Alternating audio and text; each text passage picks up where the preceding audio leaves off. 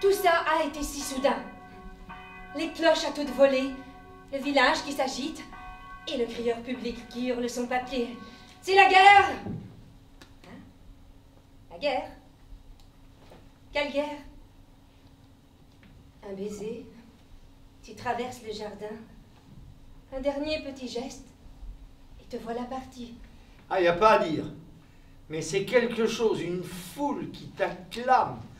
Des drapeaux, des fleurs, des hurrahs, des bravos, et le soleil par-dessus tout ça. Mais comme c'est beau de voir un pays se lever tout entier.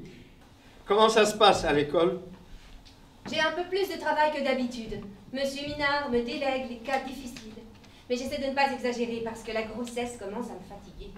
Ah oui, à propos, Élise, j'ai entendu dire que les pères de 6 enfants allaient être renvoyés du front. Dis-moi, est-ce que tu ne serais pas enceinte de quadruplé par hasard? Nous avons vécu un grand moment. Un sergent est venu nous exhorter. Il avait composé une petite conférence morale de tout premier ordre. En avant, en avant! C'est vrai que nous avons dû tout abandonner pour protéger nos familles. C'est vrai que nous devons nous sacrifier pour la France, mais nous ne sommes pas les premiers. Avant nous, il y avait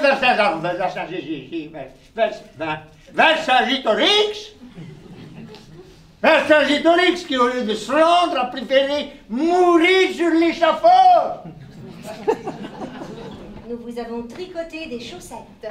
Tu les trouveras dans le colis qui accompagne cette lettre. Hein? Nous avons mis en commun toutes les pelotes de laine qui nous restaient. Ah bah c'est étonnant. Il y a 2 jours, c'était Noël, tout à coup, on voit au-dessus de la tranchée allemande un immense drapeau blanc. Et un Allemand qui commence à crier « Camarades! Camarades !» Étienne traduit. « Camarades, camarades. » Fous, pas peur, nous, baveurs prisonniers. On se méfie, alors Étienne leur dit, vous n'avez qu'à sortir les premiers. Nous ne tirerons pas. Les Allemands sortent, nous aussi, ils ont visité notre tranchée, la nôtre. Ils nous ont offert des cigares et du chocolat, on leur a donné du vin. Et puis, notre colibri leur a chanté un cantique, accompagné par un Allemand qui jouait de l'harmonica. Voilà. Voilà comment on a passé Noël. Et aujourd'hui,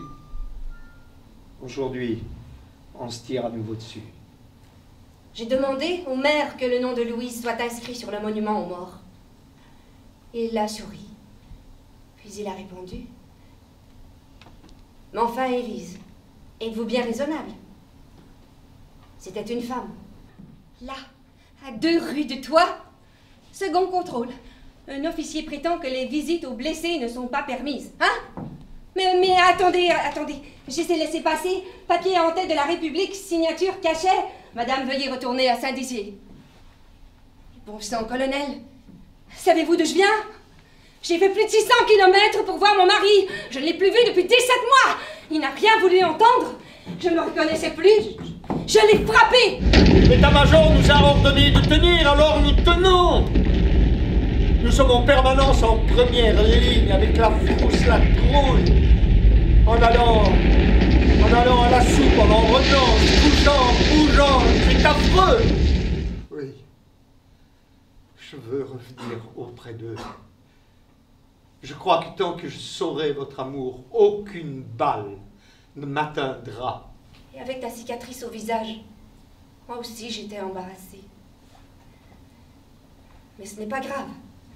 Quand la guerre sera finie, nous devrons simplement réapprendre à vivre ensemble. Depuis combien de temps me mens-tu? Arrête! Ne me prends pas pour un imbécile! Arrête! Comment oses-tu? Tu crois que j'ai le temps de penser à ça? Tu peux imaginer ce qu'est vivre sans jamais avoir un seul instant pour soi. Tout tenir à bout de bras et te dire à chaque instant que c'est impossible, que tu vas craquer. Et ne pas le faire parce que tu ne peux pas, parce que tu dois tenir. Je ne suis plus le même. Je vois trop bien ce que Louise a été, ce que nous sommes. Des numéros, des pions sur un échiquier, des éléments interchangeables dépourvus de personnalité. À quoi ça sert d'être épargné par les balles si la guerre détruit nos âmes?